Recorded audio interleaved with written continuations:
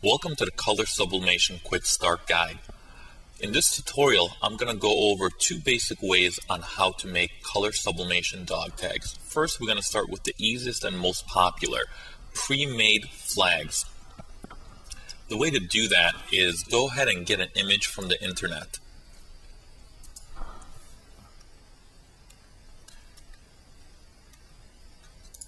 So just pull up your Internet Explorer. In the search menu, type in the flag that you want. In this example, we're going to use Mexico.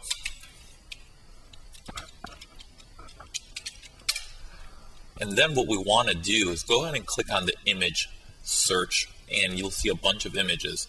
Pick the one that suits you, and then make sure you click all the way through to get the biggest image. And then right click, hit copy image. Go back into your Adobe Photoshop and hit File, New, and it's going to remember the size from your clipboard automatically, so you don't have to do anything here. Click OK, and then what you want to do is Edit, Paste, and there's your flag. Now we need to transform this into a dog tag size. What we want to first do is set up the template which we will be printing on. This is our master template. What you want to do here is go to File, New, and select letter size, which is 8.5 by 11. And the resolution on this paper is 300, so we want to make sure we have matching resolutions. Click OK, and a template comes up. The first thing we want to do on the flags is go ahead and rotate it. Go to Image, Rotate Canvas, 90 degrees. Now, the second thing we need to do is make it a dog tag size. Very simple. You want to go right click, image size, and you want to switch this to millimeters, and you want to go 30 by 50 by 300. And the resolution here, 300, is what our main template over here is. Go ahead and hit OK.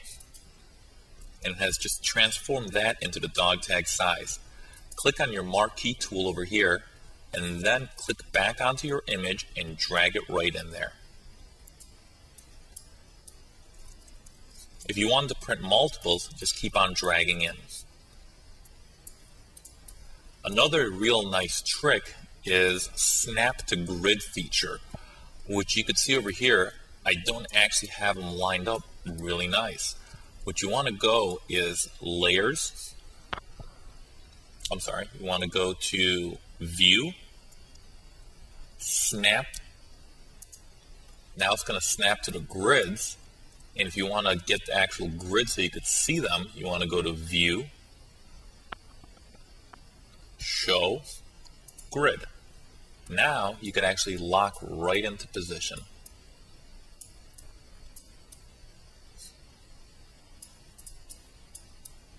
Let's print a whole row of these to make it easier.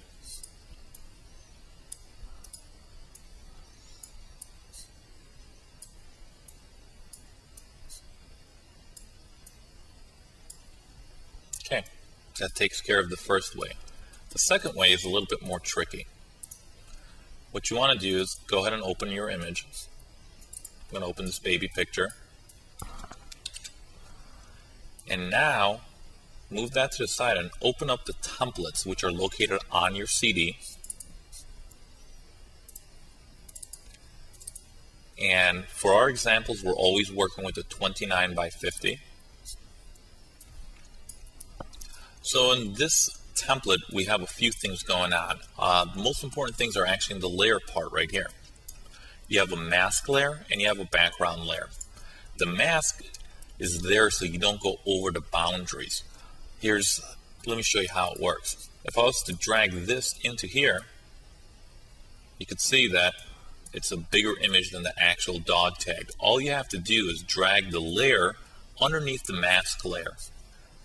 Now it fits perfectly inside without going over the edge. Well, now we actually need to size it up. Let's go ahead and maximize our screen. And what you want to do is hold down the Control button on your keyboard and then hit the letter T for Thomas. And then you're going to get this little boxy thing. What you want to do is grab a corner while holding down the shift button, click and drag. What that does is shrinks the image or enlarges the image with proportion.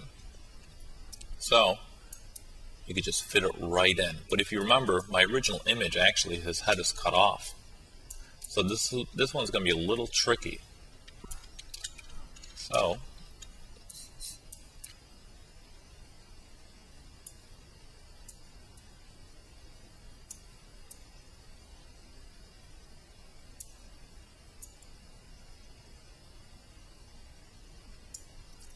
there we go. When you're done sizing it, just go ahead and hit the enter on your keyboard and it will readjust it. Now that you got that out of the way, you need to bring this into your main template. If you were to drag this in without flattening layers, it would look like that. It's something you do not want. So go ahead and get rid of that layer. What you want to do is go back on your original image, go to Layer, Flatten Image. What we just did is flatten these three layers into one, so we could go ahead and just drag it right into our template.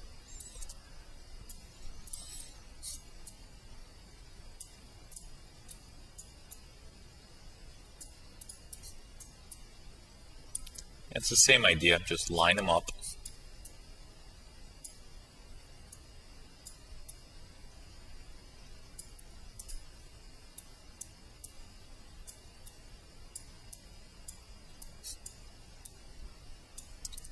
And you're ready to print. Remember, everything underneath these last set of pictures, you could always reuse the sheet, so you don't need to waste your whole piece of paper. The next thing is setting up the printer. We want to go to File, Print with Preview. These are the things you just need to set up once and don't worry about. Under Color Management, you want to do Color Management instead of Output. And then for the profile, you want to do Same as Source. These are your color adjustments. Then go to Print. This is an error you'll always get. Don't worry about it. Hit Proceed. On your Epson printer, go ahead and hit Properties. From there, you want to select Best Photo. And then you want to use Premium Semi-Glossy Paper. Now, I do realize your paper is not semi-glossy. What we're doing here is tricking the printer in thinking that there's high gloss paper, so it applies more ink. When we do that, we have a better transfer. The second thing you need to do in this setup is go to Page Layout and hit Mirror Image. After you're done with that, go ahead and click OK, and then click OK one more time.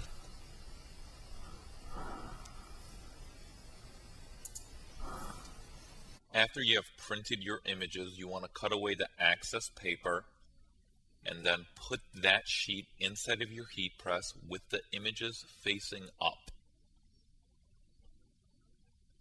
Then you want to align dog tags straight on top of them.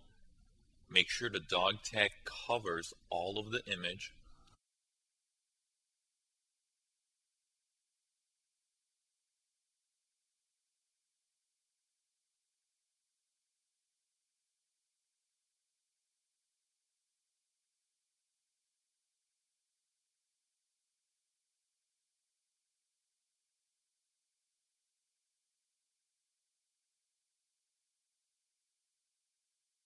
And then you want to put a regular piece of paper on top of it so you don't transfer the ink on top of your heat press. Shut the lid for 40 seconds at 400 degrees.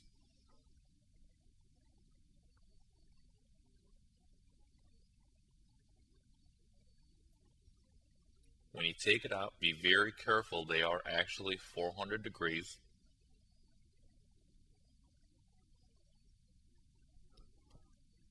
And then let them cool down for about 1 to 2 minutes. That concludes our tutorial. If you have any other questions, please feel free to call or email us. Thank you.